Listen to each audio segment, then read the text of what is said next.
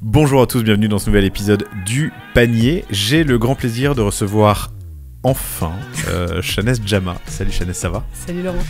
On se croise, on se parle depuis quelques années, on peut le dire, je pense. 2 ans à peu près. Ouais, on avait même enregistré un court épisode d'une dizaine de minutes lors d'un petit déjeuner à Bordeaux. Exactement. T'avais déjà ton nouveau poste, le Oui, poste actuel. exactement. Qui est? Je suis responsable digital et communication pour une marque qui s'appelle les Laboratoires de Biarritz. Laboratoire de Biarritz, une marque française de dermocosmétiques qui avait la particularité, qu'il a toujours, d'utiliser les algues comme actif majeur des créations. Tout à fait. Et qui met l'océan et la peau au cœur de ses préoccupations. Tout à fait. Vas-y, tu peux m'en dire plus. Écoute, c'est une marque qui a été créée du coup en 2011 par un couple de fondateurs. À la base, eux, quand ils créent la marque, ils se disent... bon, déjà, ils habitent à Biarritz. Ils sont passionnés par l'océan. Et ils ont une famille. Et en fait, ils se disent... aujourd'hui, sur le marché, on n'a aucun produit solaire qui peut à la fois être OK pour être utilisé par nos enfants, c'est-à-dire sans ingrédients issus de la pétrochimie, et respectueux de l'océan. Donc en fait, si tu veux, il y a 13 ans déjà, eux, ils créent la marque en se disant on veut à la fois respecter la peau et en même temps respecter l'océan. Ce qui aujourd'hui est devenu un positionnement un peu plus mainstream, mais à l'époque est hyper avant-gardiste. Et en fait, ils créent la boîte en créant d'abord le laboratoire de recherche, donc qui est basé à Biarritz, et effectivement en utilisant dans chacun des produits un ingrédient star. C'est un actif qui est issu d'une algue qu'on récolte sur la côte basque. Que vous récoltez sur la côte basque. Exactement. Créé en 2011, donc 13 ans déjà, bientôt 14. Toi, t'es arrivé il y a 6 ans sur du marketing produit avant de prendre le digital et la com et la marque. On va parler de pas mal de choses aujourd'hui. On parlera un peu du marché. Vous avez connu une croissance à 2 chiffres depuis le début. Ouais. C'est un secteur où on voit régulièrement arriver de nouvelles sociétés. Et régulièrement, on voit les sociétés partir d'ailleurs. Vous êtes là pour rester, je crois. On parlera de l'email. Vous cartonnez en email. Tu n'y croyais pas. Non, pas du tout. Et aujourd'hui, tu fais 30% de ton CA en contrib grâce à l'email. On parlera de votre, à vous les laboratoires de Biarritz, distribution.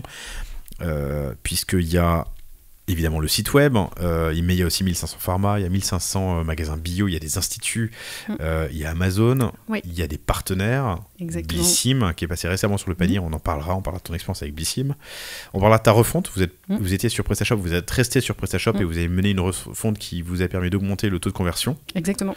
Tu me diras pourquoi et comment. Et avant ça, peut-être, on parlera aussi de la marque, puisque vous avez repositionné, affiné, précisé l'USP et le positionnement de la marque. Beau programme. C'est un beau programme. Bienvenue à vous toutes et tous. On s'est croisés en plus la semaine dernière. Alors cet épisode sortira, je pense, en novembre, mais on était la semaine dernière à Biarritz pour le One-to-One Biarritz, le One-to-One expérience client. Tu le fais depuis longtemps ? C'est la 2e année. C'est la 2e année. Tu fais aussi Monaco ou pas ? J'ai fait Monaco pour la première fois l'année dernière. Ok, et alors ? Hyper intéressant, des rencontres complètement différentes aussi. En revanche, une qualité à chaque fois d'ateliers, de rencontres qui clairement valent le coup. Parce que c'est vrai que ça fait évoluer sur des sujets et c'est toujours intéressant dans ces événements de se retrouver aussi avec des pairs avec qui tu peux parler de toutes les problématiques que tu rencontres et aussi avoir des retours d'expérience. Donc hyper intéressant. Et aussi, c'est une concentration aussi de prestataires avec lesquels on peut bosser. Donc en 3 jours, tu fais un travail de recherche et de meeting aussi avec lesquels tu conclus ou pas, mais hyper concentré sur 3 jours. Donc moi j'ai trouvé ça hyper efficace. Monaco, c'est très e-commerce, paiement. Exactement. Voilà, plein de sujets autour de ça. Retail et Biarritz, c'est plutôt CRM, expérience client. Exactement. IA aussi. Exactement. Voilà, ensuite on croise des prestataires et des clients d'ailleurs. Tout à fait. Et des marques qui font les 2 salons. Mais c'est vraiment top. Et je t'avoue que moi je ne connaissais pas Biarritz l'année dernière. C'était ma 2e fois cette année. Putain, c'est sympa, hein. Sympa, exactement. En vrai, je connais pas mal de gens qui ont déménagé, notamment une boîte qui est super, qui s'appelle Zest Me Up, qui fait la qualification et la mesure de satisfaction employée, qui est partie à Biarritz, qui a déménagé toutes ses équipes à Biarritz. C'est une autre qualité de vie. Putain, en semaine, quand tu t'as le malheur de passer à 16h, 16h30 devant la plage et que tu vois les gamins qui sortent de l'école pour aller faire un cours de surf, c'est une autre vie. Écoute, 2011, la création des laboratoires, dans quel cadre ? Écoute, à l'époque, les fondateurs du coup déménagent à Biarritz et ils créent du coup la première gamme de soins solaires certifiés bio. Donc c'est un peu technique sur la certification bio parce qu'en fait, aujourd'hui, pour protéger du soleil avec des écrans minéraux, donc c'est des poudres blanches qui sont intégrées dans le produit, c'est les premiers à le faire. Donc ils sont hyper avant-gardistes et ça cartonne. Donc nous, on a une vraie expertise sur le solaire d'abord.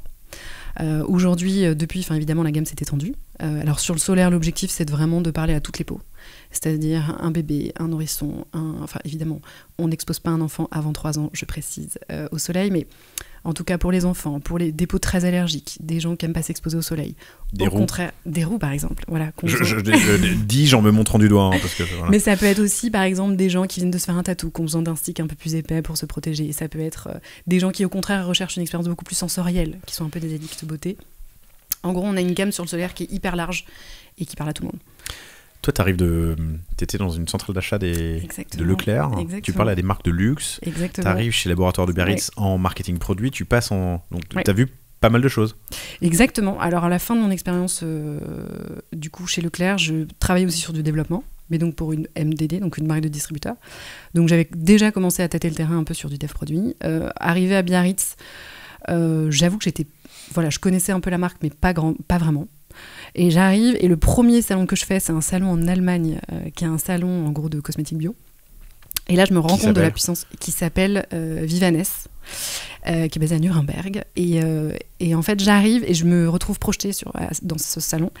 Et là, je me rends compte de la performance de la marque par les retours des gens qui viennent voir. C'est-à-dire que toute la journée, les gens Performance des produits. Performance des produits, de la marque, ok. Oui. Parce que les gens viennent me voir en me disant, vous avez les meilleurs solaires du marché, vous avez les meilleurs solaires bio du marché. Et donc moi j'arrive et je me dis mais incroyable cette marque. Et donc l'histoire commence comme ça. Et donc ensuite ça a été un travail justement de se dire comment on peut faire évoluer ce catalogue produit pour aller toucher d'autres cibles, profiter de notre expertise sur le solaire, mais du coup pour aller toucher d'autres cibles.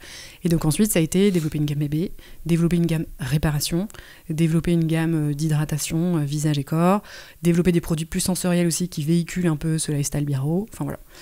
Et donc voilà, donc ça a duré 4 ans. Et au bout de 4 ans, du coup, le switch sur une dimension plus digitale. Vivanes avec 2S.info, le Vivanes 2025 qui se tiendra du 11 au 14 février. Donc c'est un salon spécifique pour les marques bio. Exactement. Rendez-vous international incontournable du secteur bio. Exactement. Okay. Il y a toute une partie alimentation, et il y a un plus petit pan, on va dire. T'as fait d'autres salons ? D'autres salons, en tant qu'exposant, oui, on a déjà fait Natexpo par exemple, sur le bio. Ensuite, on a participé à des initiatives de groupement par exemple, ou tu vois, de groupement de pharmacie, voilà. Et sinon, en tant qu'exposant, non. Après, c'est plutôt de la visite, quoi. Compris.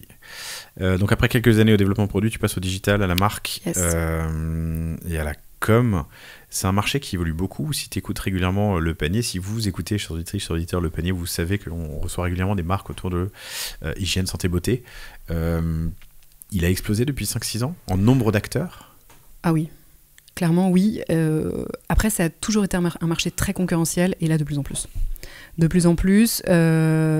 Et ce que je te disais en préambule sur le positionnement de la marque, ces dernières années, ce qui a été le plus challengeant sur le marché pour nous, je pense que ça a été le fait que le respect de l'océan devienne vraiment un peu une trend. Et donc en fait, on a eu à la fois... Chez vous ou sur le marché ? Sur le marché. Okay.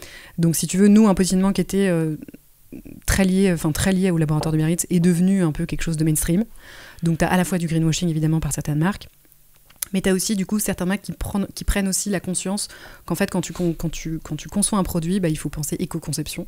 Et donc, il faut aussi penser environnement. Donc, ça a été bénéfique, je pense, pour le marché. Après, un peu perturbant, je pense, pour les clients.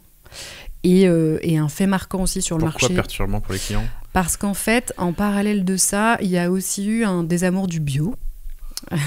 Désamour ou fatigue ?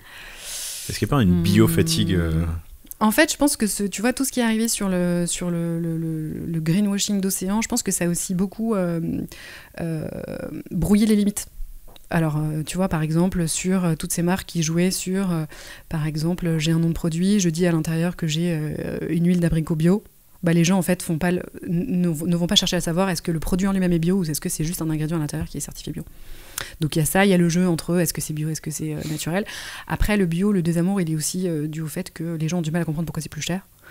Il y a une réalité économique qui fait que, en fait, aujourd'hui, quand tu achètes, peut-être que tu préfères acheter un produit qui est plutôt naturel et pas certifié bio. Donc voilà, après nous ça reste une conviction qu'on a. En revanche aujourd'hui la stratégie c'est aussi du coup d'ouvrir notre portefeuille produit aussi à des produits qui sont conçus de la même façon que nos produits bio, mais il y a en revanche à l'intérieur un élément qu'on ne peut pas certifier et qui fait que le produit est plutôt d'origine naturelle versus certifié bio. Mais toujours aussi efficace, évidemment. Et c'est pour ça que vous ajoutez cet ingrédient actif. Exactement. Donc, beaucoup de nouveaux acteurs. Marché qui est dynamique, flat, qui ralentit. Écoute, sur le solaire, toujours dynamique. Ok. Voilà. Vous avez une croissance à 2 chiffres depuis la création de la boîte. Oui, qui a ralenti quand même cette année. Déjà parce que nous, on est très fort sur le solaire, donc quand on a une saison comme cette année où le soleil met du temps à pointer son nez, clairement, ça a un impact direct. Plus, on a aussi ce virage qu'on est en train de prendre. En fait, on est vraiment dans une année de transition où, du coup, on attaque aussi un marché conventionnel. Donc voilà, je dirais que le désamour du bio, plus le fait qu'effectivement une saison solaire plus compliquée cette année, oui, on n'a pas les objectifs qu'on voulait atteindre. Est-ce qu'on dit, c'est à ce moment-là qu'on dit que Biarritz c'est la ville la plus pluvieuse de France? Ouais, on peut. Mais c'est ce qui fait la beauté aussi. C'est intéressant, en restant sur le repositionnement. C'est la première fois que vous le faites? Ouais. Il y a eu une écriture, j'imagine, à la base de la plateforme de marque et une réécriture maintenant. Ouais. Vous êtes fait accompagner? Raconte-moi un peu la méthode. Oui, on s'est fait accompagner. Déjà parce que c'est un travail très compliqué. Et ensuite, ce qui a été hyper intéressant, c'est que le partenaire avec lequel on a travaillé nous a réunis en atelier et on a vraiment fait émerger l'essence de la marque à travers ces ateliers pour du coup... Donc c'était collaboratif avec tous les collaborateurs? Évidemment. Tous les métiers ont été... C'est pas une évidence, hein? Non, mais nous, c'est important parce qu'il y a quand même cette dimension familiale. Aujourd'hui, alors les fondateurs sont plus dans l'entreprise, mais du coup c'est un ami de la famille qui a repris l'actionnariat à 90%. Et aujourd'hui, une réelle volonté aussi, c'est de conserver ce côté très familial dans la façon dont on fonctionne. Et donc c'était indispensable pour nous déjà d'embarquer toutes les équipes dans ce process et du coup de faire émerger une USP qu'on a précisée. Ouais. C'est quoi l'USP ? L'USP, c'est la Unique Selling Proposition. Ça veut dire quoi? C'est en fait, qu'est-ce qui te différencie aujourd'hui par rapport à d'autres marques? Et donc, en fait, nous, ce qui nous différencie, c'est qu'en fait, on a vraiment 2 jambes d'appui. On a une jambe d'appui qui est le laboratoire. Donc, une exigence au niveau de la formulation. Je ne vais pas dire que tu n'as jamais vu ça, mais presque. Donc, c'est vraiment beaucoup d'exigences de formulation pour avoir des produits ultra qualitatifs qui subissent des tests d'efficacité poussés. Donc, ça, c'est vraiment important. Et c'est aussi tout le côté Biarritz, avec évidemment toute l'imagerie que ça ramène, le côté très lifestyle. Et en même temps, tu disais tout à l'heure, le Pays Basque, c'est une terre aussi de caractère. Donc, c'est aussi la force des éléments. C'est un océan qui est en mouvement. Enfin, tu vois, c'est des éléments bruts. Donc, voilà. Donc, tu as ce côté très expert et tu as aussi ce côté très lifestyle. Et donc, aujourd'hui, nous, ça se traduit aussi avec une proposition de valeur différente autour du pouvoir des algues. Ok. Je reste sur la méthode. Raconte-moi comment ça s'est passé, comment vous auriez pu faire mieux ou qu'est-ce que vous avez bien fait. C'est pas évident, tu vois, de travailler sa plateforme de marque. Ça peut prendre 2 semaines, comme ça peut prendre 2 ans. Est-ce que tu inclus tout le monde pour que tout le monde s'empare du projet? C'est un peu ce qu'on a abordé avec Blissim, d'ailleurs, super épisode que je vous recommande, les amis. Ou alors tu fais juste les fondateurs parce que ils veulent pas se séparer du sujet. Non, clairement, t'inclus tout le monde. Alors après, t'inclus tout le monde à des moments choisis, évidemment, hein, c'est pas pendant tout le process. Et en gros, l'objectif de ces ateliers, c'est déjà de faire émerger quelle est la personnalité de la marque, de faire émerger ce pourquoi les employés sont fiers de cette marque, et en fait, qu'est-ce qui la différencie de Pierre-Paul Jacques aujourd'hui sur le marché. Donc tout ça, ça a été un travail de longue haleine qui a pris 6 mois, et puis tu vois, on est sorti avec un positionnement qu'on a laissé un peu vivre, et on s'est dit, ok, ça peut-être qu'il faut qu'on le reprécise. Ou ça, peut-être que finalement... Donc ça, c'est une bonne pratique. C'est une fois que tu es arrivé au résultat, tu laisses reposer un peu, tu dors dessus, en gros. Combien de temps? Quelques semaines, quelques mois, quelques jours? Ouais, quelques mois. Ok. Quelques mois, et ensuite, quand tu l'as fait vieillir, tu te rends compte, non, ça, peut-être que c'est pas assez clair, dans le choix des wordings aussi. Et ensuite, il y a une étape qui est aussi cruciale et très compliquée, c'est qu'en fait, une fois que tu as ton positionnement très marketing, en fait, comment tu le retraduis? Comment tu le traduis dans des termes communicants, à la fois... dans un du coup langage qui est vulgarisé pour le consommateur final et en même temps visuellement. Toujours la même agence? Toujours la même agence. Donc vous avez fait la partie conseil et strat et la partie charte graphique, charte édito. Ouais. Alors sur l'édito, non, on est plutôt passé par des concepteurs rédacteurs à part, donc des freelances qui nous ont bien aidés. Après, aujourd'hui, on a quand même un chat GPT ultra puissant qui nous aide dans la rédaction. Génial, c'est bien de le dire. Ouais. Et ensuite, sur la partie visuelle, avec l'agence. Et ensuite, c'est s'approprier toute la partie visuelle pour la faire vivre en interne. J'aime bien la police, et je t'avoue qu'on est en train de retravailler la marque de Cosa Vostra. On a une police qui ressemble un peu. Tu sais laquelle c'est ou pas? Je vais trouver. La police des laboratoires du Biarritz? Ouais. Non, je sais plus comment elle s'appelle, mais je peux te le trouver si tu veux. Vous avez travaillé le logo aussi? Oui. Ok. Une fois que tu as ta charte édito, ta charte graphique, et que tu as ta plateforme de marque, il faut retravailler ton packaging. Ouais. Et il y a un premier produit qui est déjà sorti avec la nouvelle charte. Exactement. Alors, il y a un petit début d'histoire qui a commencé l'année dernière avec la gamme de sons sensoriels sur le solaire. Et là, on sort, écoute, depuis hier, c'est live, la crème de Biarritz. Donc le 7 octobre. Exactement. Donc ça fera à peu près un mois. Ouais. La crème de Biarritz, c'est quoi la crème de Biarritz? Écoute, la crème de Biarritz, c'est notre premier produit avec un positionnement plus lifestyle. Et en fait, tu sais, quand tu parlais de Biarritz tout à l'heure, on s'est dit comment on peut encapsuler dans un flacon tous ces bénéfices un peu Ocean Therapy, nous, qu'on a au quotidien. Et en fait, on a créé du coup la crème de Biarritz, qui est une crème du coup hydratante avec un cocktail d'hydratation hyper puissant, dans lequel on vient ajouter un actif qui est issu d'une algue rouge qui est récoltée sur la côte basque, qui a des pouvoirs antioxydants. Donc c'est à la fois une hydratation intense pendant 24 heures et en même temps prévention anti-rides. Et ensuite, il faut aller alimenter tes 4000 points de vente ou 3500 je sais plus, points de vente avec tes nouveaux produits qui arrivent, quoi. Et ce qui est intéressant, tu vois, quand on a aussi travaillé du coup sur ce positionnement, sur le repack, etc., c'était d'embarquer aussi nos partenaires B2B. Et à l'export, et sur la France, parce qu'en fait, ça vient aussi nourrir ta réflexion, et aussi ça te donne quand même un peu de feedback où tu dis ok, je vais dans la bonne direction. Et quand tu vois, tu as tes partenaires pharmaciens, tu as des groupements, tu as des gros clients à l'export qui te disent franchement bravo, tu es quand même content d'y aller. Et donc tu vois, on était en journée presse pareil la semaine dernière, on a présenté la crème de Biarritz à pas mal d'influenceurs et de journalistes, et pareil, de recevoir un accueil comme on l'a eu, où ils sont hyper contents, hyper satisfaits. C'est vrai que c'est quand même une fierté. Donc maintenant, on attend de voir ce que ça va donner en termes de vente. T'as fait ça quand, le repositionnement et la nouvelle charte? Écoute, tout ça s'est passé, on va dire, sur l'année 2024 à peu près. L'année 2024. Ouais. Et 2023, t'as refait ton site? Et j'ai refait mon site en septembre 2023. On a fait un peu les choses à l'envers. Ouais. En fait, on a commencé par la refonte visuelle. Déjà parce que... Mais donc, t'avais déjà la nouvelle charte? T'avais pas encore la nouvelle charte? Bah, c'est la nouvelle charte. On est parti avec en fait, on a créé la nouvelle charte qui a donné notre nouvelle identité visuelle. Ouais. Mais ça, tu m'as pas dit en 2024? J'ai mal compris peut-être. En fait, le nouveau site qui est sorti, il est sorti avec la nouvelle charte. D'accord, ok. Ouais, parce qu'on était en projet refonte et on voulait pas du tout garder la charte actuelle, et aussi qu'on avait besoin de plus de cohérence visuelle. Donc on a commencé par ça. Oui, ok. En se basant sur les principes fondateurs de la marque. Ensuite, on a repositionné, on a retravaillé le positionnement. Et ensuite, le repack. Parle-moi un peu de cette refonte. Donc vous étiez sur PrestaShop et sur un site dont tu avais hérité quand tu as pris ton poste. Vous êtes resté sur PrestaShop. Oui. Et raconte-moi le process de refonte. Écoute, oui, donc on est resté sur PrestaShop, déjà parce qu'on était content et qu'ensuite il y avait eu beaucoup de développement technique pour relier le SAP, toute la partie logistique, etc. Donc c'était pas une volonté de faire bouger les lignes par rapport à ça. Ok. SAP, c'est une machine de guerre. Vous n'êtes pas une énorme boîte. Non. Et alors après, pourquoi SAP, ça, j'en sais rien. Pourquoi à la base, ça a été ouais. Mais en tout cas... Mais donc, il y avait déjà plein de connexions qui étaient prêtes. Exactement. Ouais.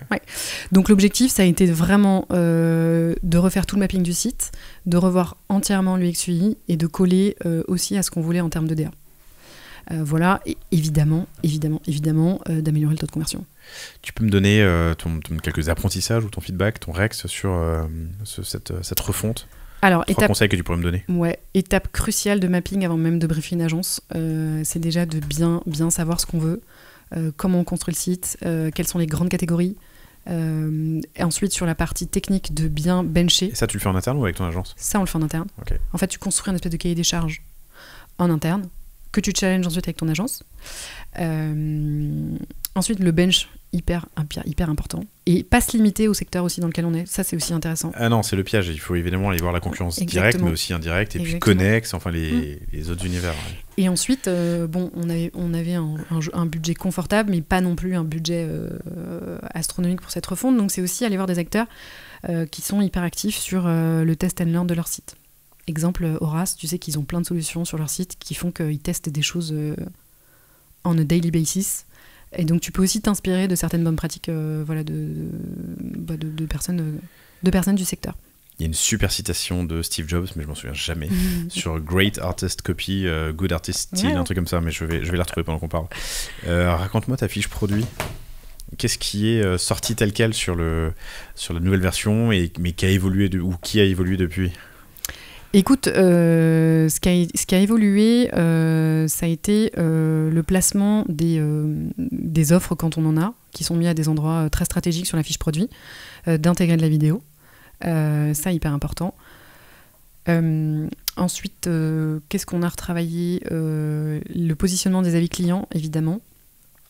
Et ensuite, on a essayé de ranger la fiche produit. C'est-à-dire d'avoir des catégories qui soient facilement déroulables, mais si tu as envie d'avoir une fiche produit avec 3 phrases, en fait, c'est possible.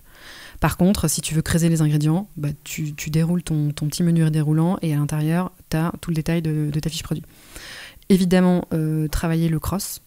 Donc nous, on utilise un petit outil de recommandation qui, en fonction de ta navigation sur le site, va du coup te faire une proposition de produits additionnels que tu peux utiliser.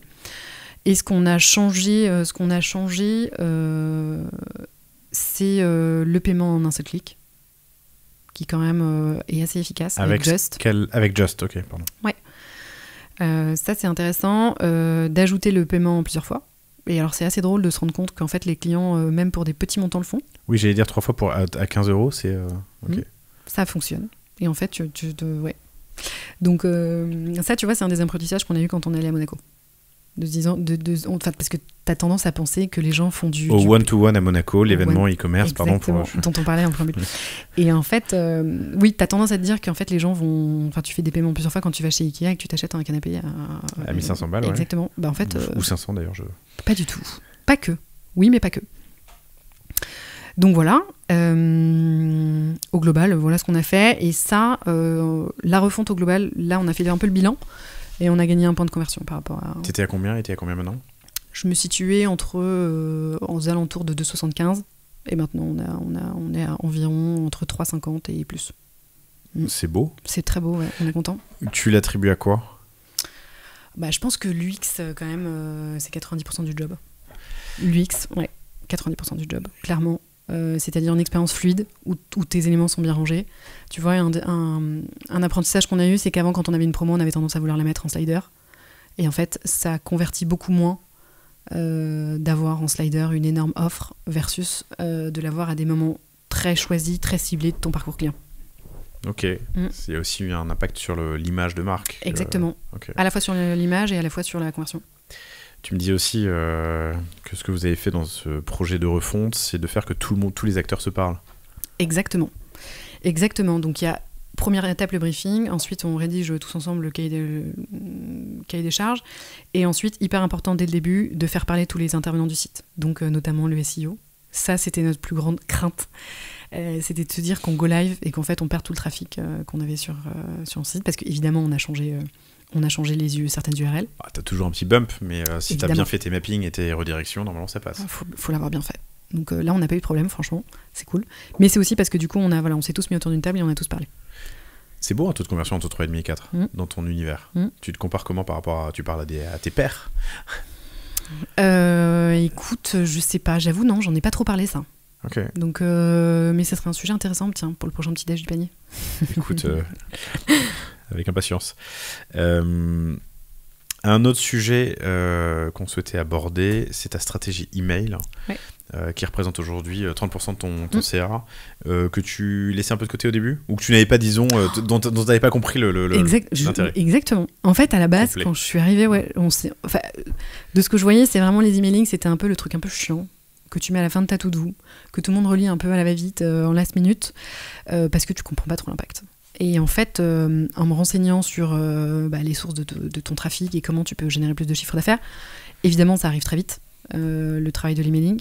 Et en fait, nous, point de départ, on part de 10% du chiffre d'affaires que génèrent les emailing. Donc, on part de très, très, très loin.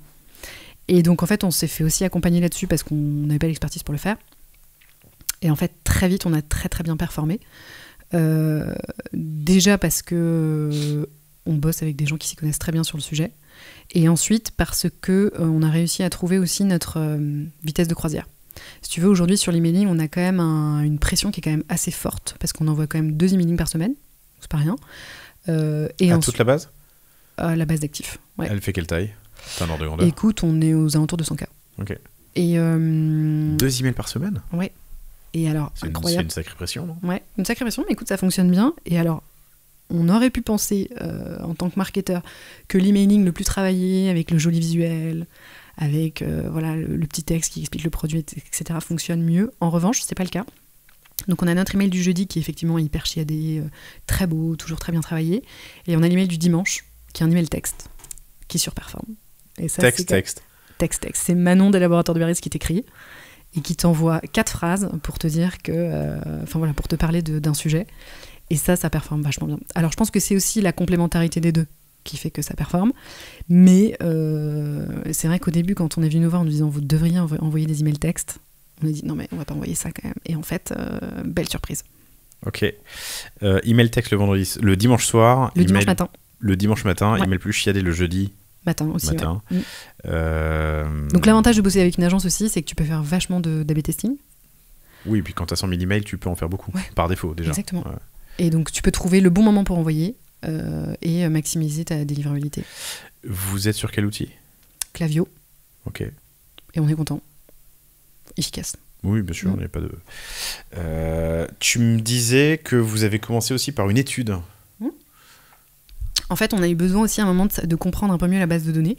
Et donc, on a fait ce qu'on appelle une analyse RFM. Donc, c'est récence, fréquence, montant. En fait, c'est un espèce de maxi crushing de data pour essayer de comprendre comment se comporte ta base de données. Donc, en fait, ça te permet de définir ensuite des espèces de clusters en te disant tu as des clients inactifs, des clients occasionnels, des très bons clients, des clients VIP. Et surtout, ce qui est intéressant, c'est que derrière, ça te permet d'avoir une matrice de passage et de savoir d'une année à l'autre comment se comportent tes clients. C'est-à-dire, est-ce que tes très bons clients deviennent des VIP ? Au contraire, est-ce qu'ils deviennent plutôt des clients occasionnels ? Et du coup, ce qui est super intéressant, c'est que, tu vois, ça nous a permis de remarquer qu'en fait, on avait des très bons VIP, des très bons clients occasionnels, mais qui avaient une espèce de ventre mou un peu au milieu. Et donc, comment tu vas travailler derrière, du coup, ta stratégie d'emailing et d'automation pour venir pallier à ça. Et donc, du coup, derrière, dans les automations, on s'est dit, OK, on met un maxi focus sur le post-purchase pour inciter au deuxième achat. Donc hyper intéressant d'avoir en fait cette overview un peu de la base de données. Qui mène cette étude pour toi, l'agence avec laquelle vous avez travaillé ? Ah non, c'est une agence qui s'appelle Spag, okay. Qui fait vraiment, oui c'est ça, de l'analyse data poussée. Et en plus de ça... Et donc ils prennent ton historique exactement. de commandes. Oui. Ok. Ils prennent tout ça, et en plus on a demandé, en plus de ça, nous ce qui nous intéressait aussi de savoir, c'était comment naviguer les produits à l'intérieur des gammes. C'est-à-dire aujourd'hui, toi Laurent par exemple, je sais pas, t'achètes des produits bébés chez nous, ça m'intéresse de savoir comment tu te comportes vers les autres gammes. Et donc pareil, du coup derrière dans ta stratégie d'emailing, dans tes recommandations sur tes fiches produits, etc., ça te permet de pousser des produits qui sont plus en affinité à tes clients. RFM, récence, fréquence, montant, étude RFM, ok, pour bien comprendre qui est ta base client. Exactement. Mise en place de pas mal d'automatisation, mise en place de l'email texte du dimanche matin, et tu passes de 10 à 30% de ton CA avec une stratégie beaucoup plus professionnelle que vous avez internalisée maintenant ou que vous externalisez toujours ? Non, on continue d'externaliser et là on est en train de travailler du coup un programme de feed. Évidemment, on s'est posé la question de se dire est-ce qu'on investit dans une grosse machine et en fait on n'est pas encore prêt pour le faire. Peut-être que ça se fera à terme mais pas encore. Donc aujourd'hui on va aussi utiliser Klaviyo pour travailler un programme de feed. Le désavantage en revanche c'est que du coup sur Klaviyo tu n'as pas d'expiration de points. Donc ça c'est à prendre en compte quand tu fais ta stratégie pour pas... Enfin voilà, pour quand même assurer un minimum de rentabilité.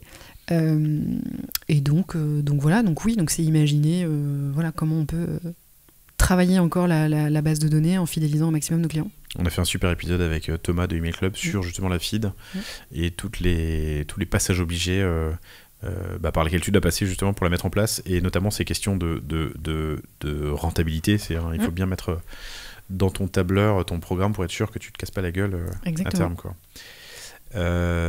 Programme de feed sur Klaviyo, tu me l'as dit. À venir, oui. Des promotions, alors c'est intéressant, je reviens là-dessus juste, mais des promotions plus discrètes. Donc pas des grosses bannières avec de la promo. Non, alors déjà de base promo. Exactement. Déjà de base promo, non. En revanche, cadeau contre achat de temps en temps, oui. Livraison offerte, why not. En revanche, grosse promotion, non, c'est pas dans l'ADN de la marque. C'est pas dans l'ADN. Non. On est en pleine saison des jours de promo. Ouais. Des French Day et du Black Friday qui arrive. Oui. Et du Cyber Monday et de tout ce qui s'ensuit. Ouais. Du coup, on le joue un peu différemment. On a toujours un peu une catégorie de produits un peu éphémères ou de produits qui sont plus d'actualité, qu'on a envie de déstocker. Donc ça, c'est toujours une catégorie qu'on ouvre dans ces périodes-là. Et ensuite, tu le disais tout à l'heure, quand tu es distribué aussi en réseau pharmacie, aussi en réseau bio, tu dois aussi faire attention à ce que ta politique de promotion, elle soit aussi raccord par rapport à tes copains qui sont en pharmacie, quoi. C'est hyper agréable d'enregistrer avec toi, parce que tu dis, comme tu le disais tout à l'heure, mais c'est toi qui me le disais quand on préparait l'entretien. Mais ça me va, hein. C'est moi qui dis les choses intelligentes. Sympathe, parfait. Ouais. Donc en fait, oui. C'est pas très équitable en fait de moi aller quand t'es en omnicanalité, il faut évidemment pas couper l'herbe sur le pied à tes distributeurs qui peuvent te dire putain vous faites moins 50 sur le site et moi j'ai pas. Exactement. Donc c'est une stratégie qui est pensée au global. Mais tu les intègres dans cette réflexion ou dans la strat. J'en discute avec notre directeur commercial, oui, important. Ouais, on se parle beaucoup. Pour justement que ça corresponde un petit peu ou que ce soit des promos sur des produits qui sont pas dispo. Exactement. Et par exemple, tu vois, on a fait une OP avec Choose, qui est quand même un site un peu de déstockage, enfin pas de déstockage, mais en tout cas où il faut avoir de la promo. Attention, faut pas leur dire ça. Ouais. Non, mais en plus nous on l'a vraiment utilisé. C'est de la curation. Exactement. Nous en plus on l'a vraiment utilisé comme média. On s'est dit que ça allait donner de la visibilité à notre produit. Donc non, oui effectivement, mais il faut quand même de la promo dessus. Et donc en fait, par contre une fois que tu t'expliques pourquoi tu le fais, que c'est sur une durée limitée, etc. Là il y a aucun problème. Mais effectivement t'en parles. Choose, parfait, restons sur tes leviers d'activation. Choose, tu le considères comme un média? Ouais, je sais, c'est un peu bizarre, mais... Non, mais donc oui. En gros, t'achètes de la notoriété. Ah bah pour moi, quand je fais une OP sur Choose, ouais. Okay. Versus des OP avec Elle ou Blissim, où tu actives d'autres leviers. Oui, exactement. Alors, sur Elle, clairement, c'est de l'opportunité parce que on a fait, tu vois, une OP d'échantillonnage massif avec le Elle. Tu vois, on a échantillonné 20 000 sticks solaires invisibles. En fait, pour nous, c'est aussi de la notoriété, mais c'est aussi un moyen de faire tester en fait à nos clients, à nos potentiels clients, nos produits. Donc c'est un espèce d'échantillonnage massif où on se dit que si le client est convaincu, derrière, potentiellement, t'as du réachat. Donc ça, c'est intéressant. Et en fait, on a toujours cette question de se dire, quand tu sors un produit, comment tu le fais tester à ton client? Comment tu l'échantillonnes? Donc ça, pour nous, ça a été une super opportunité. Opportuniste parce qu'il y avait une OP possible. Opportuniste parce que, en fait, en échange des produits que tu fournis au L, t'as de la visibilité. Donc t'as des pages de pub. Donc en fait, c'est un investissement que tu fais certes en produit, mais qui derrière te rapporte aussi en image avec... Attends, je comprends pas. Elle distribue... Enfin, tu payes pour distribuer tes échantillons? Non, je donne déjà les échantillons. Tu donnes les échantillons à elle, oui. Qui les insère dans son magazine, numéro spécial, dans son numéro été par exemple pour cela. Et en échange, Exactement. Il te donne de la pub? En échange, j'ai... Tu achètes la pub? Non. Ah putain, je découvre un truc. C'est valorisé en fait. Je découvre un truc. Donc elle, en fait, reçoit gracieusement des échantillons laboratoire de Biarritz, les inclut dans son édition spéciale. Exactement. Et te donne des pages de pub en échange. Exactement. C'est un échange de visibilité, de valorisation. Ok. Parce que pour eux, c'est aussi hyper intéressant d'offrir, en plus pour le coup, c'est même pas un échantillon, c'est un produit fini. Donc pour le coup, c'est hyper intéressant aussi, eux, leurs clients sont hyper friands de ça, d'acheter un magazine dans lequel on t'offre un produit. Mais attends, pardon, en fait, je suis bête, je pense à l'échantillon qui est sur une page que tu non, décolles. Non, ok. Non, on parle d'un... Tu sais, c'est ces magazines qui sont plastifiés, ouais. Dans lequel, à l'intérieur, tu as un produit. Oui. Donc souvent, tu peux avoir un bijou, un produit de beauté, tu peux avoir une trousse, enfin, tu peux avoir plein de choses. Ok, eux, ça les aide à vendre plus et mieux, le lecteur ou la lectrice sont contents, et en échange, tu as des pages de pub. Exactement. Compris. Et alors, les retours? Écoute, Sold Out... Vous avez fait ça quand, pardon? On a fait ça l'été dernier. Ok. Pour le lancement, du coup, de notre gamme de sons solaires. Invisible. Exactement. Et Sold Out en 2 jours. Donc donc hyper content. En plus, tu bénéficies aussi du prestige de Elle, parce que derrière, tu fais aussi un peu de contenu, évidemment. Plus, tu as tes pages de pub, donc on est assez content des retours. Okay. Et du coup, une deuxième façon aussi pour nous d'échantillonner, c'est Blissim. En fait, pour nous, Blissim, c'est aussi un super moyen, parce qu'ils ont une cible de femmes CSP+, qui correspond très bien à la cible qu'on a envie de toucher. Et donc, c'est aussi un super moyen pour nous d'aller faire tester un produit à ces personnes-là.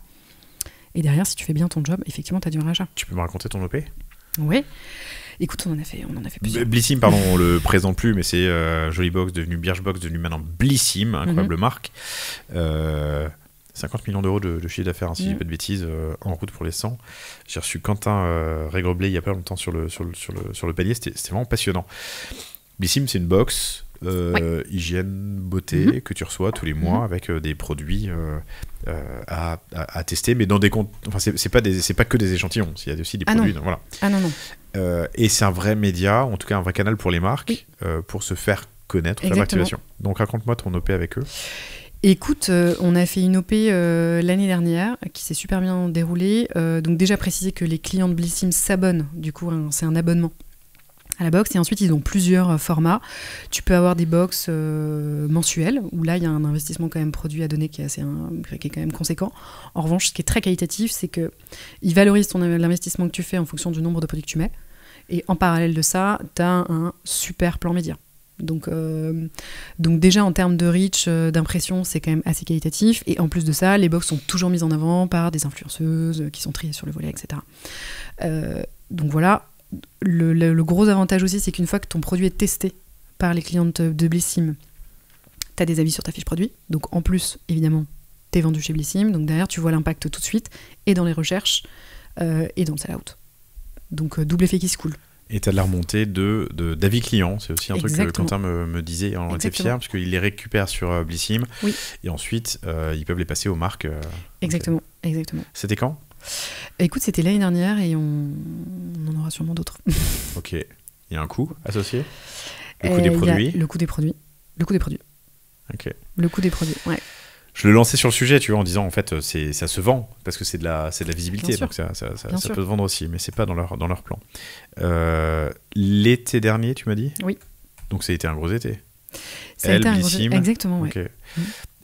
Comment tu mesures sur quel KPI tu juges le résultat de l'opération ?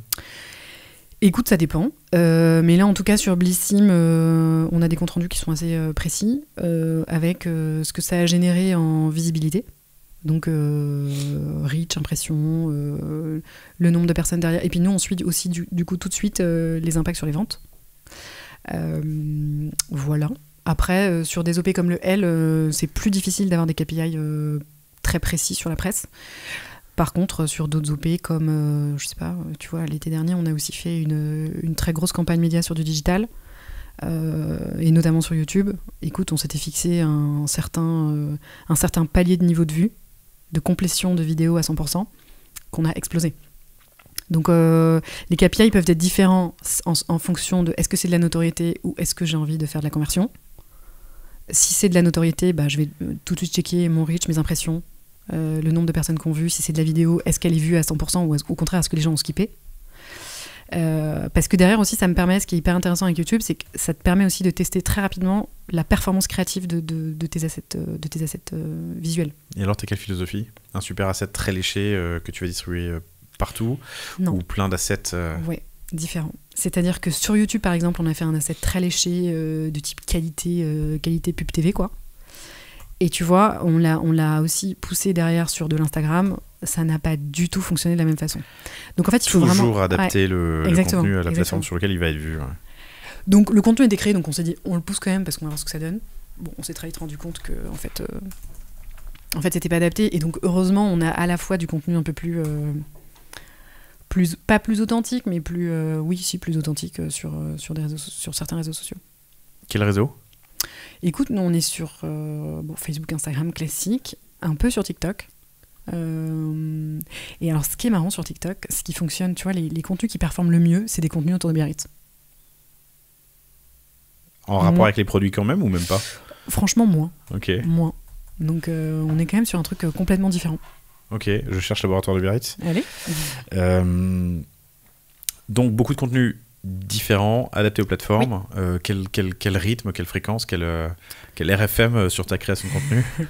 Écoute, on fait une grosse majorité des contenus à la maison. On a Emma qui est à la prod de contenu qui fait ça très bien. Et en parallèle, qui est dans ton équipe. Qui est dans mon équipe, ouais. Okay. Et en parallèle, quand c'est des grosses sorties produits, là on externalise. C'est quand même nous qui organisons, mais c'est du coup photographe professionnel, vidéaste professionnel, mannequin professionnel aussi. Donc voilà. Sinon, on essaie aussi pas mal de pousser du contenu où on met en avant les équipes, parce qu'en fait, ça marche aussi super bien. Sur quelle plateforme? Instagram, le côté très authentique. Okay. Ça fonctionne super bien. Donc voilà. Et après, donc faut à la fois adapter ton visuel en fonction d'où tu le postes, mais aussi à tes cibles. Donc tu vois, sur un lancement produit par exemple, on essaie vraiment d'adapter aussi le visuel en fonction de si c'est plutôt mon client qui est axé performance, si c'est plutôt mon client qui est axé sensorialité, si c'est plutôt mon client qui est axé éco-conception. Entre ton étude RFM, ton repositionnement, ou disons l'affinage, ou comment on dit, c'est quoi le terme, la précision de ton positionnement, vous avez fait une étude de vos personas aussi? Oui. Comment? Écoute, on a fait aussi une étude. Et là on a défini 4 grands types de consommateurs avec des besoins différents. Ce qu'on a essayé de pousser, c'est vraiment d'essayer de comprendre qui ils sont, comment ils consomment, où est-ce qu'ils vont, qu'est-ce qu'ils achètent, etc. Et ensuite, du coup, d'adapter les messages qu'on a en fonction de ça. Ok. Et j'imagine les messages et les plateformes. Les messages et les plateformes, oui. Okay. Et on va dans le détail jusqu'à tu vois, la phrase d'accroche qui va pas être la même en fonction de ce que t'aimes, quoi. Donc ça fait beaucoup d'A/B testing. Mais du coup, c'est intéressant. Vous êtes distribué sur votre site. D'ailleurs, j'ai pas donné l'adresse, mais c'est le laboratoire au pluriel biarritz.com. Vous êtes dans des magasins physiques, dans 1500 pharma, dans 1500 magasins bio, dans des instituts. Oui. Vous avez des instituts à vous? Non. Ça a été une question un jour?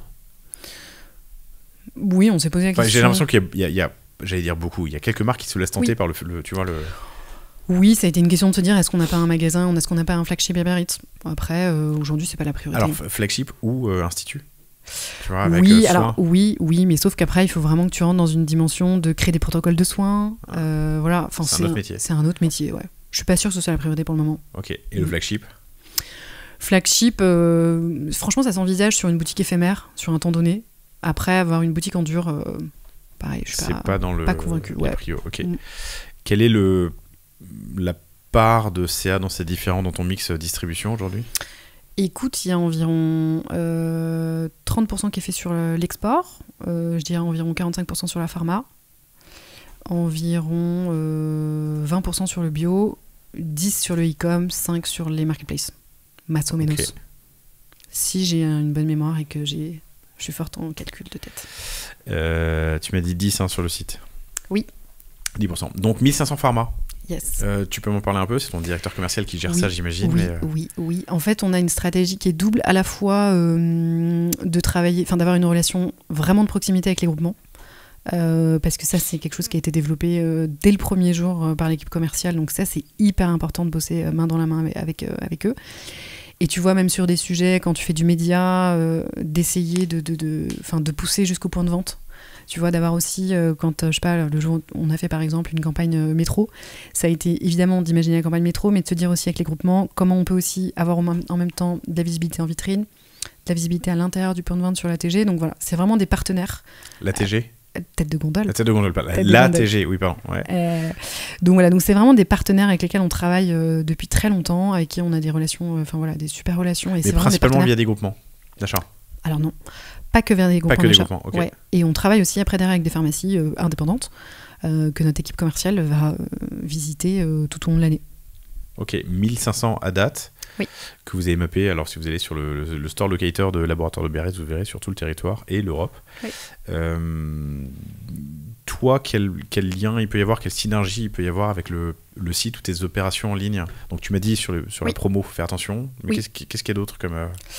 Écoute, ce qui est important pour moi, c'est de se dire que quand on imagine une OP, c'est de se dire comment on peut à la fois faire du drive to store et en même temps, en fait, essayer de parler à n'importe quel client, peu importe qui consomme dans un magasin physique ou sur l'e-com. Ça, c'est important. Donc, donc ça veut dire imaginer par moment des opérations qui sont full drive to store, ou par exemple, ou des opérations full e-commerce. Toi, t'es incentivé comment ? Sur un chiffre d'affaires. Global ? Sur le digital. Digital, ouais. Ok. Donc quand tu dois faire une OP drive to store, ça te... Oui, mais c'est ton job. Mais... Ouais, et en fait, je suis pas que e-com, en fait, c'est ça qu'il faut... Voilà. Si j'étais que e-com, oui, effectivement, je m'occuperais, mais en fait, non, c'est à la fois e-com et t'as toute une partie communication et comment tu fais rayonner la marque, en fait. Il y a toute une partie aussi notoriété de marque, et où l'objectif que j'ai aussi, au-delà de la partie financière d'un objectif, c'est aussi de me dire, demain, comment je fais en sorte que les laboratoires de Biarritz, on entende parler partout, quoi, et que ce soit de la référence. Tu vois une corrélation entre ton maillage géographique physique et tes campagnes en ligne ou tes achats en ligne ? Non, il y a des endroits où on est plus fort, évidemment. Évidemment, le sud-ouest, c'est quand même on est chez nous, donc évidemment... On joue à domicile. Exactement, donc le maillage est plus important. Après, on est très fort en Bretagne, on est très fort à Paris. C'est à peu près les régions. Et donc, ça se ressent à la fois dans le maillage pharma et dans les performances. Quand j'analyse un peu de façon géolocalisée mes perfs, ça se ressent aussi sur le digital. Ah oui, effectivement, dans le sud, hein, c'est là que vous avez les 2/3, j'ai l'impression, des points de vente, si je dis pas de bêtises. Hein. Au moins. Oui, au moins. 1000, 2000, ouais, ok. Donc, 1500 pharma, 1500 magasins bio, oui. Que vous adressez aussi en direct ou via des... Pareil, même système. Groupement, ok. À la fois en groupement et à la fois en direct. Et les instituts ? Instituts, franchement, c'est de l'opportunisme. Okay. C'est des gens qui nous contactent, qui aiment bien nos produits, qui veulent les utiliser, ou qui veulent les revendre dans leur institut, et là, on accepte avec plaisir. 10% sur le site web dont on a parlé tout à l'heure, ouais. Et tu m'as dit 5% ? Oui. Sur les plateformes, sur le marketplace, principalement Amazon. Il y en a d'autres ? Amazon, tous les pure players pharmacies, nous on appelle ça des marketplaces aussi. Et après, tu as aussi des pharmacies qui sont à la fois en physique et à la fois sur du digital. Okay. Voilà. Après, tu as des La Redoute aussi, par exemple. Voilà. Bon, et tu m'as dit quand on préparait l'entretien, Amazon c'est Thug Life. Ouais, parce qu'ils sont très gourmands. Ils sont très gourmands. Donc ta rentabilité elle est quand même beaucoup plus compliquée sur Amazon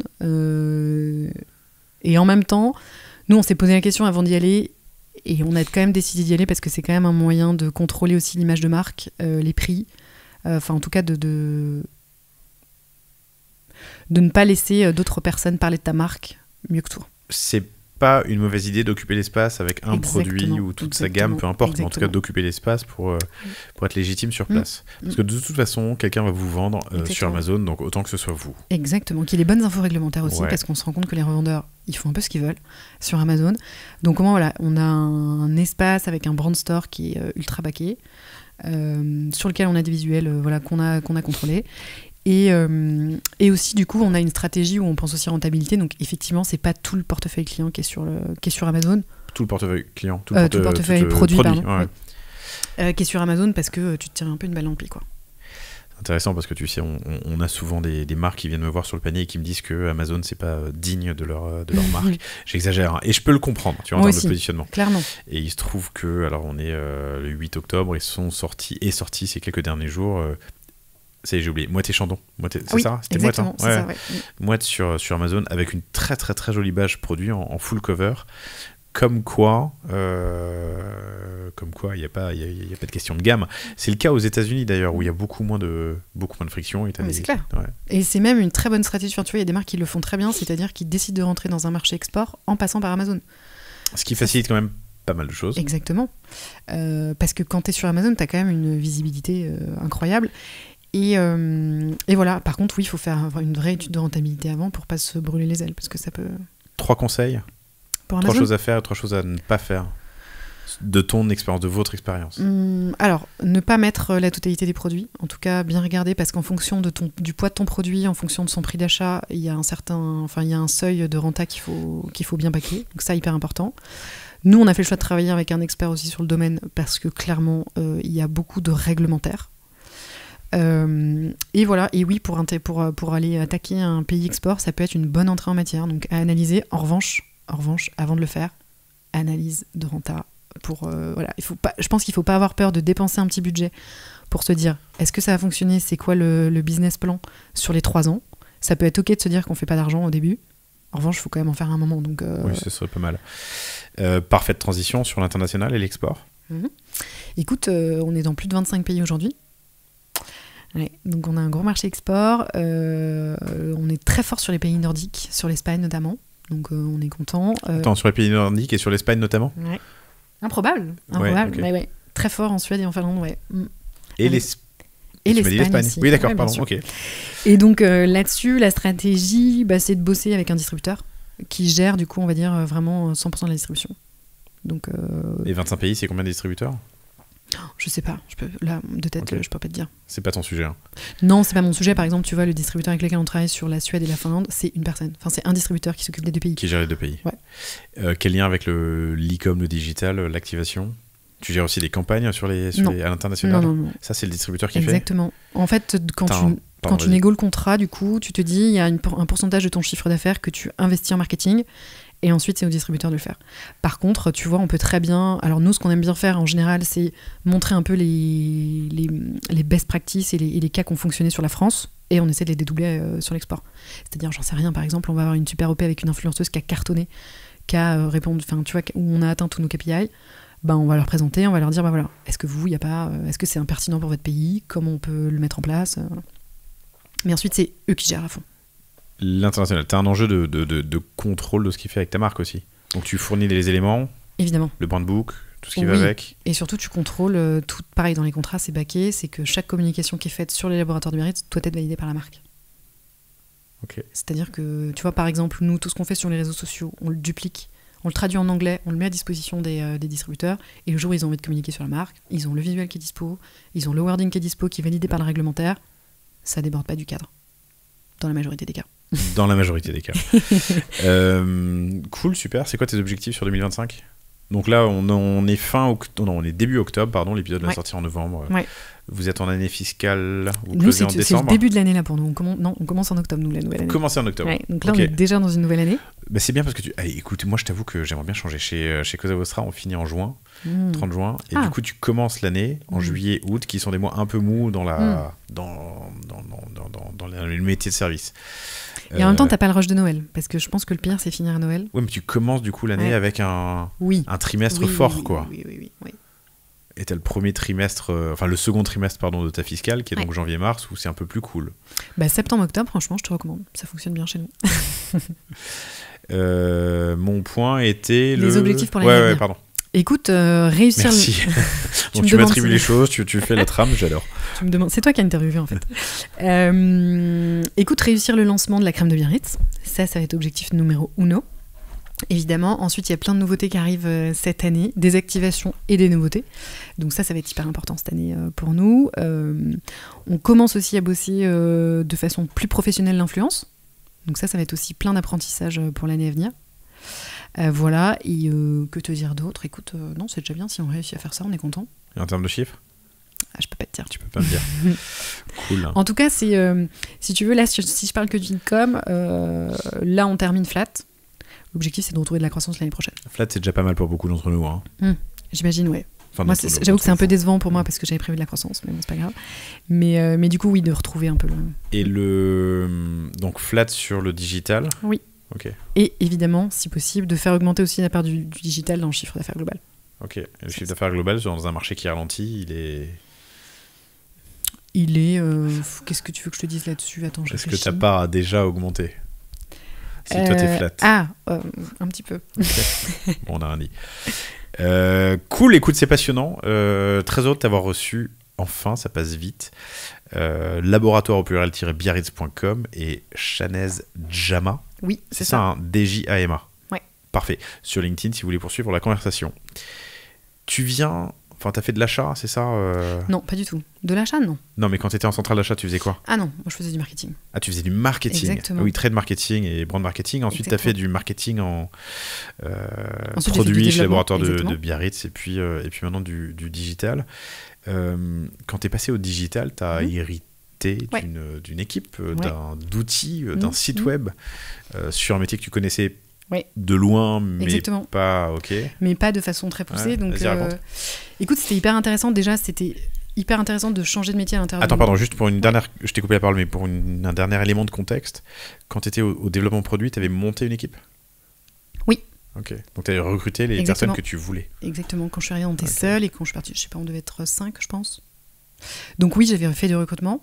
C'était mes premiers recrutements, donc avec aussi un peu avec une tendance à recruter des gens qui me ressemblaient. Et en fait, quand je suis arrivée au digital, ça a été hyper intéressant déjà de travailler avec une équipe qui est plus experte sur moi sur beaucoup de sujets, et aussi avec un background complètement différent du mien. Et du coup, de retrouver une équipe avec laquelle je suis hyper complémentaire finalement. Je suis hyper complémentaire et du coup, de changer un peu de passer d'un management où tu apprends aussi à tes équipes comment mener les projets, et de là c'est plutôt eux qui t'apprennent finalement comment ils travaillent dans le quotidien, et donc là tu te positionnes un peu différemment, et essayer de bien comprendre pour en fait les accompagner aussi sur une dimension plus stratégique, de comment toi tu redescends en fait jusqu'à tes équipes la vision stratégique de l'entreprise, et comment tu réussis à challenger tout le monde alors que voilà, t'as des gens qui sont plus compétents que toi. T'as eu besoin d'être accepté ? Non. T'es posé là pour diriger une équipe qui en sait plus que toi, qui a plus d'expertise que toi. Oui. Ils ont eu l'intelligence de comprendre que... Oui, et puis quand t'arrives aussi, il faut avoir aussi l'intelligence de reconnaître les choses. L'humilité. C'est-à-dire, exactement, l'humilité de ne pas arriver en disant « je vais t'apprendre la vie ». Donc finalement, c'est plutôt elles qui m'ont appris la vie sur plein de choses. Et moi qui les ai un peu bousculées sur comment évoluer d'une vision peut-être hyper opérationnelle à prendre plus de hauteur, penser stratégie, challenger les idées qu'on a en place, et surtout leur donner aussi la possibilité, quand elles ont des idées qui sont rentables, de les mettre en place. C'est-à-dire ça, c'est hyper important aussi de leur laisser aussi de la marge de manœuvre, de demain si tu arrives avec une bonne idée et qu'il y a un potentiel, on y va. Cool. Chanez, merci infiniment. Je répète, Chanez Djama sur LinkedIn si vous voulez poursuivre la conversation, et laboratoire au pluriel-biarritz.com pour aller voir les produits dont on parle depuis 1 heure. La liaison était juste depuis 1 heure. Merci Laurent. Merci Chanez, merci à vous toutes et tous pour votre fidélité. Je vous dis à bientôt. Salut. Salut.